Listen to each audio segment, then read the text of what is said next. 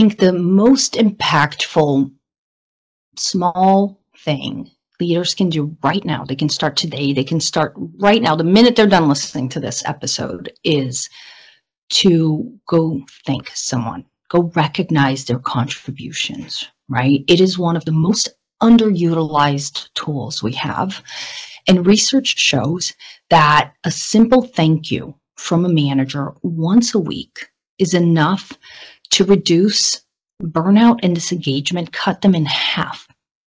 And that 40% of people, only 40% of people, so only 4 in 10 people feel like they are recognized appropriately or they're thanked often enough for the work that they do. And so if there's one thing you can do right now is pause and think about what specific contribution did that person have, and go tell them.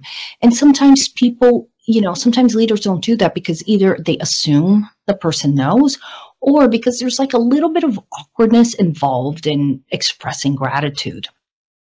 But research also shows that, people never regret expressing gratitude, and that this behavior can be contagious. And so not only are you thanking and recognizing someone, it's going to make them feel great, but what usually happens is that they then start noticing and recognizing and thanking people for their contributions. And so it creates kind of a positive upward spiral that can be so, so meaningful. Beautiful, beautiful.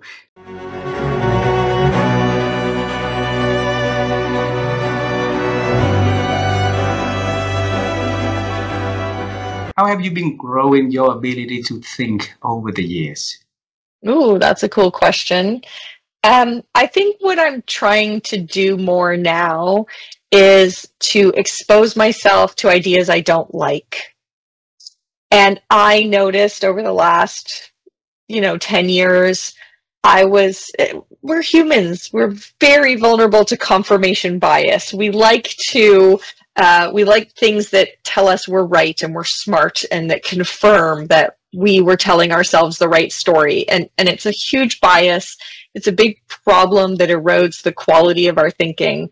So I'm working very hard to try and expose myself to ideas that I disagree with, to listen to podcasts of people who I disagree with and sit in it and ask myself, okay, but what is true about what they're saying? And I find it physically uncomfortable to do it, but I know it's making my thinking better, more robust, stronger. And it's wonderful when I find there's a podcast, the Ezra Klein podcast, and I find it's the best source for me of listening to people. He's very careful to curate guests who he just wrote a book, and to his credit, just had 2 people on his podcast to talk about all the things they don't like about his book and all the arguments they disagree with. What a courageous thinker to publish a book, and within a month of publishing a book, bring on people to tell your whole audience why you're wrong. So I'm really attracted to people who think like that, and I'm trying to be more like that, although it's baby steps for me because I find it very, very uncomfortable, but I'm working on it. Wow.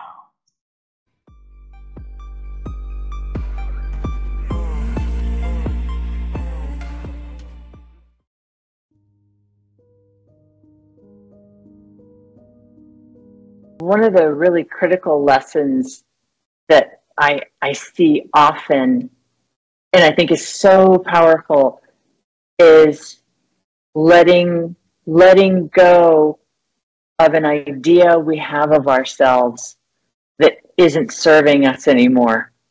Oh. And this is all about identity, like how we see ourselves and how we define ourselves. And so many leaders, they have this. It's really easy to, so many people, so many of us, and I must include myself in all things human, all human experiences.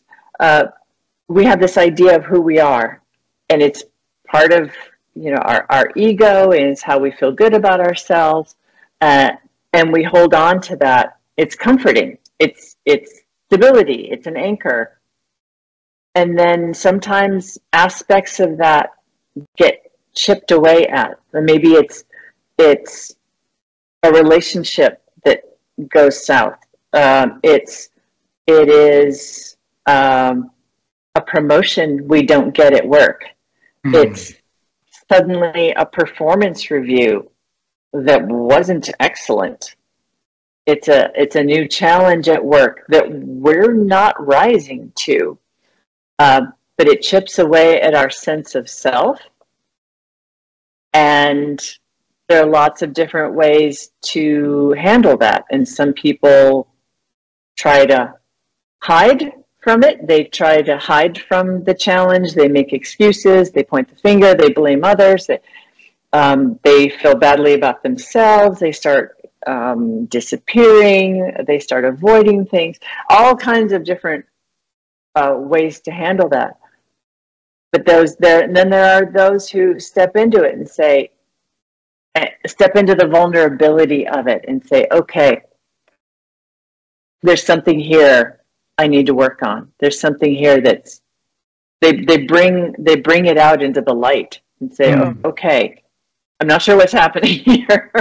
I don't like this feeling, but for some reason I want to excel here and I'm not. For some reason, something's not going right. And instead of continuing to use the same tool over and over and over for the different problem, they say, okay, maybe I need to look at my toolkit.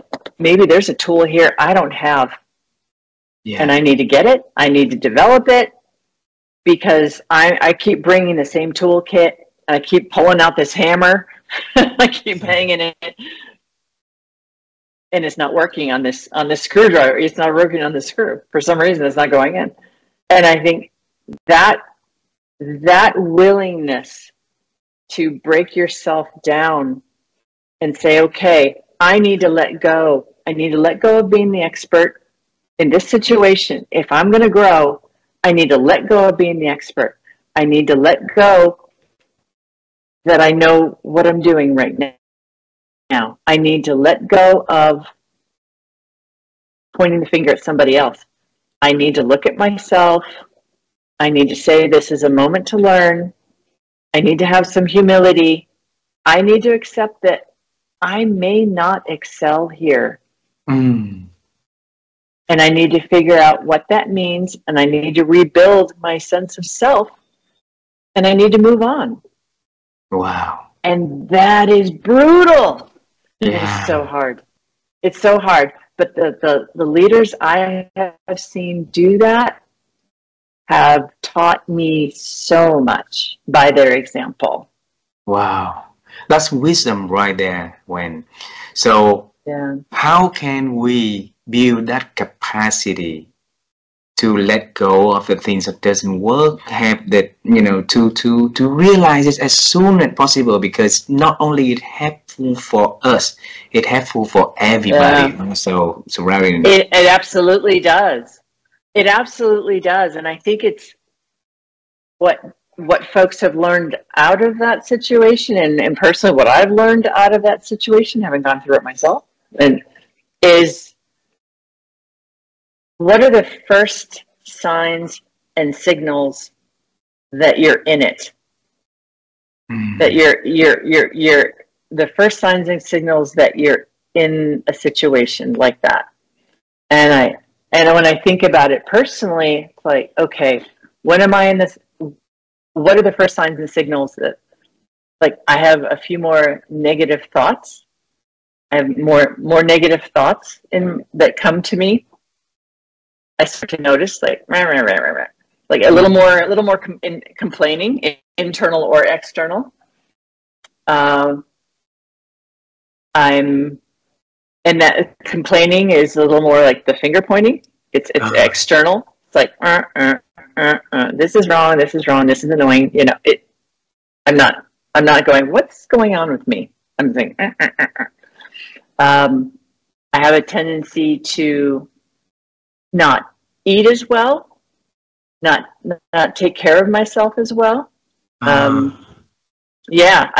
notice that I'm not attuned to my exercise routine.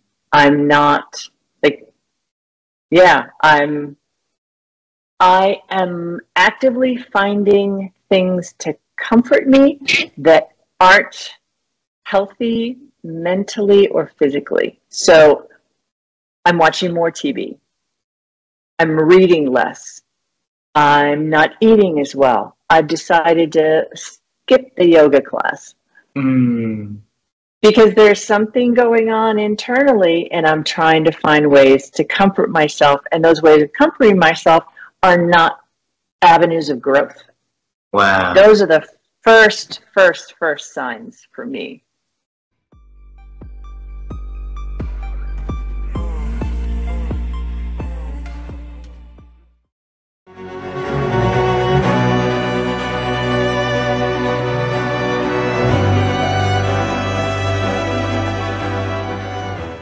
I knew that I was in this for the long haul. So I knew that it was going to be a long journey. So I sort of had my mind made up that, you know, I'm just going to focus on a day at a time, a week at a time, month at a time, and not worry about 2, 3, 4, 5 years ahead. And then the final thing is I took inspiration from one of my hobbies. One of my hobbies is road cycling, riding a bike, you know, cycling. And when you're cycling and you're climbing a hill, right, it is so easy to think about just stopping. I'm just going to stop. But you remember a couple of things. You think, well, the top of the hill might just be right around that next turn. I just need to make it around the next turn because that might be the top of the hill, and then I'll be done. And so I didn't want to stop right before that final turn. You know, when times got tough, I was like, well, maybe next month, you know, I'll be through this challenge, or I'll be at the top of the hill, so to speak. The other thing in cycling is, us cyclists, we have a saying, what goes up must come down. So eventually you'll get to the top of the hill, and then you'll get to enjoy the downhill on the other side, you know, where you just get to coast and relax and go super fast down the hill. And so I sort of always had that in my mind, that I don't want to miss the downhill. Once I climb this mountain and get up to the top, I really want to enjoy coasting down the other side. So that sort of helped me keep going as well. Does that make sense? Makes a lot of sense.